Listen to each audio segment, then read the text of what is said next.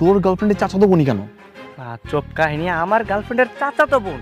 এমন ভাব করছিস মনে হচ্ছে আমার গার্লফ্রেন্ডের মার সাথে তোর বিয়ে করতে নিয়েছে। চল আরে আয় এটা বসে ঠিক আছে।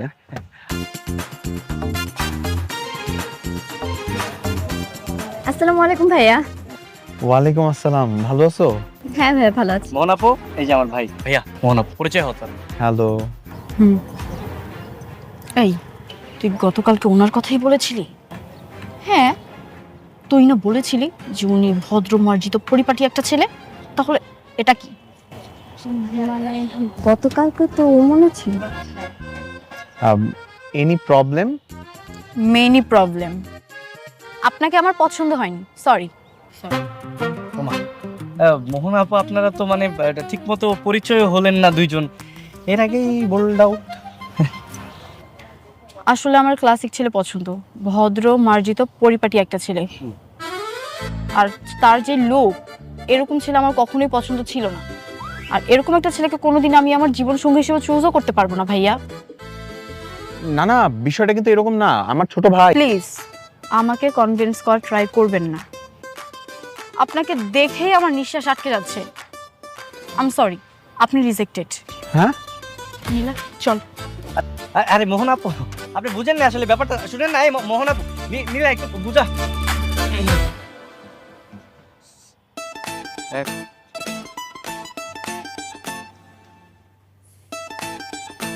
মেয়েটা আমাকে রিজেক্ট করছে মা।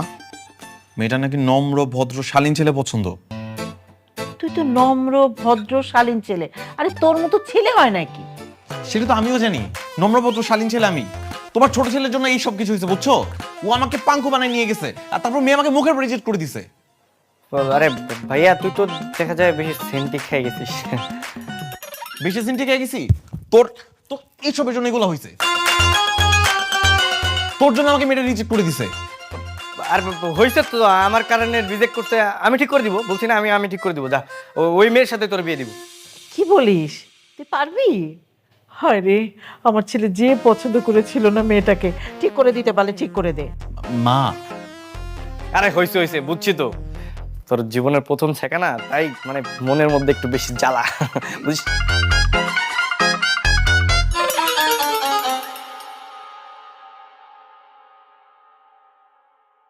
হ্যালো চাচি, আমাদের আর 10-15 মিনিট সময় লাগবে। বুঝলাম না, এত তাড়াহুড়া করার কি আছে? শেষ হয়ে গেলেই তো আমরা আসি, তাই না? আচ্ছা রাখছি। কি ব্যাপার তুমি এখানে? এই তো ডিউটি করতে আসলাম। ডিউটি? কিসের ডিউটি? আর বলো না, আজকে তো মোহনাপুর বিয়ে, ওকে নিয়েই পার্লারে এসেছি। মোহনাপুর বিয়ে? মানে হঠাৎ করে বিয়ে মানে? হ্যাঁ, ছেলে স্পেনে চলে যাবে তো, অনেকদিন ধরেই আপুকে পছন্দ করে। গতকাল রাতে এসে বাসায় খুবই তোড়জোড় করেছে, তাই আজকে ঘরোয়াভাবে বিয়ে। আরে কি বলছো তো তুমি এগুলা? মোহনাপুর বিয়ে হয়ে গেলে আমার ভাইয়ের কি হবে? তোমার ভাইয়ের কি হবে মানে? তোমার এত বুঝতে হবে না। শোনো, আমি এখন যা করব তুমি জাস্ট আমাকে একটু সাপোর্ট করবা, দ্যাটস ইট। হ্যাঁ আচ্ছা ঠিক আছে। চল, আমার হয়ে গেছে। হ্যাঁ আপু চলেন না, আমি তো আপনার জন্য যে বাইক নিয়ে ওয়েট করতেছিলাম, চলেন নামাই দিয়ে আসি। মানে? হ্যাঁ আপু যাও যাও, আমি তোমার পিছে পিছে আসছি। যাও যাও যাও আচ্ছা, যাও। আসেন, আরে আরে যাও যাও, আচ্ছা, যাও যাও যাও। আরে যাও তো, যাও যাও যাও, তুমি যাও যাও। আমি আসছি পিছনে, চিন্তা করো না। এই,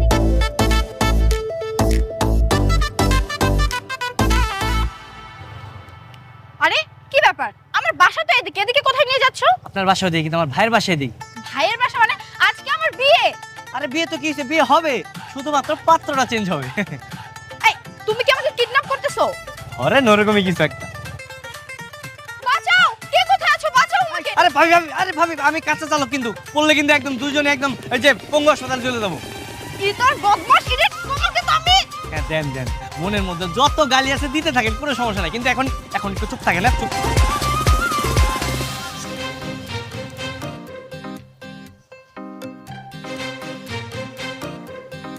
তোমার ছেলের কাহিনী দেখছো মা? আজকেও বাইকটা নিয়ে বের হয়ে চলে গেছে। এখন আমি অফিস যাব কিভাবে? দেরি হবে না আমার? নে, লাঞ্চটা ঠিক মতো করে নিস, একটা রিক্সা নিয়ে চলে যা না। এছাড়া তো উপায় নেই এখন। নামেন ভাবি নামেন। আসেন। কি রে, তুই বিয়ে করেছিস? বিয়ে? কে বিয়ে করবে? ওর মতো একটা বদমাশকে বিয়ে করবো আমি? আমি তো ওকে পুলিশে দেব। ভাবি ভাবি আমার আমার ভাইয়ের মুখখান একবার দেখেন না, কি অবস্থা দেখছেন? মানে আপনি রিজেক্ট করার পর থেকে না গতকালকে প্রচুর কান্নাকাটি করছে। এটা তোমার ভাই? হ্যাঁ, আরে আমারই তো ভাই। তাহলে গতকাল কইটা কে ছিল? উনিই ছিল।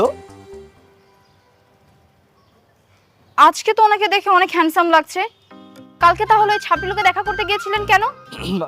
ভাবি সরি, আসলে দোষটা আমারই। আসলে আমি ভাবছিলাম কি নীলা নীলা আর কি যেরকম ছেলে পছন্দ করে, ড্যাশিং হ্যান্ডসাম, আমি ভাবছি আপনিও ওরকম পছন্দ করেন, তাই ভাইয়াকে আমি ওইভাবেই সাজিয়ে নিয়ে গিয়েছিলাম আর কি।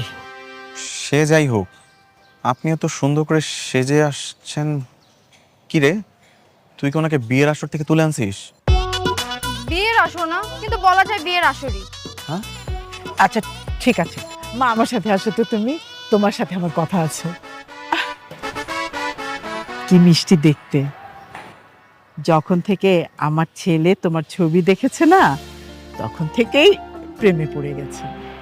মা, আমার ছেলেটাকে বিয়ে করো না, ও খুব ভালো ছেলে। ভাবি ভাবি প্লিজ, ভাবি প্লিজ, আপনি একবার রাজি হয়ে যান। আপনি যা বলবেন আমি তাই করবো, বুঝলেন? আপনি আর গোলাম হয়ে থাকবো। ভাবি আপনি একটু রাজি হয়ে যান, আমার ভাইয়ের মুখে জাস্ট একটু হাসি ফুটে দেন, দ্যাটস ইট। আসলে নীলার কাছে ওনার কথা শুনে আমারও তো ওনাকে পছন্দ হয়েছিল। আমি তো শুধু কালকে ওই ছাপড়ি লোকের জন্য ওনাকে রিজেক্ট করেছিলাম। তাহলে তো হয়েই গেল। গতকালকে লুকটা যেহেতু ফেক ছিল, তাহলে তো ম্যাডাম এখন আর ইয়েস বলতে সমস্যা নাই। হ্যাঁ, কিন্তু আজকে তো আমার বিয়ে ঠিক ছিল, তাহলে ওই পাত্রের কি হবে? পাত্র নিয়ে তোকে চিন্তা করতে হবে না আপু, আমি বাসা অলরেডি বলে দিয়েছি তুই তোর বয়ফ্রেন্ডের সাথে পালিয়ে গেছিস। তার মানে বিয়ে ডিসমিস। এখন মিয়া বিবি রাজি, তুই দাঁড়িয়ে আছিস কেন? যা কাজী ডেকে নিয়ে আয়, যা।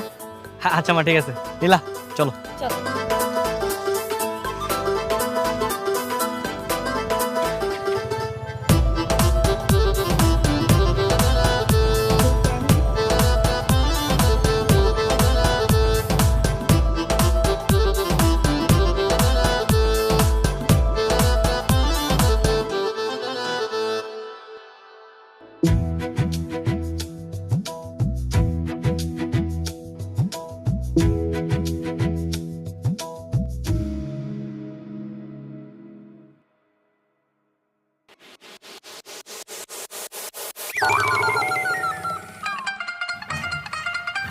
লুকিয়ে আছে কেন? আরে ভাইয়া কি বলে সেটা শোনার জন্য। ছি, ছোট ভাই হয়ে বড় ভাই বাসা করে এইসব শুনবে তোমার লজ্জা করে না? পাগল নাকি? সারা রাত এখানে থাকবো? Just দেখবো আমার ভাই লজ্জায় বাসর ঘর থেকে পালাই কিনা। That's it. শোনো, তুমি কিন্তু এখন থেকে এই বাড়ির বড় বউ, তোমার কিন্তু অনেক দায়িত্ব।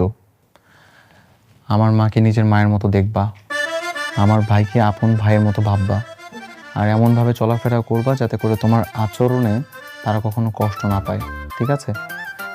জি অবশ্যই। শুরু হয়ে গেছে বাংলা ট্রিপিক্যাল ডায়লগস। আমি না একটা মোটর ইঞ্জিনিয়ারিং কোম্পানিতে চাকরি করি। খুব বেশি যে স্যালারি পাই তাও না, কিন্তু যত টাকা স্যালারি পাই তার একটা বেশিরভাগ অংশ চলে যায় আমার একটা লোন পরিশোধ করার জন্য, তার উপর আবার সোহানের পড়াশোনার খরচ। সব মিলিয়ে আমার খুব বেশি একটা টাকা থাকে না। তুমি কিন্তু আমার কাছে খুব বেশি এক্সপেকটেশন রেখো না। আচ্ছা ঠিক আছে। বাংলা না বেরো।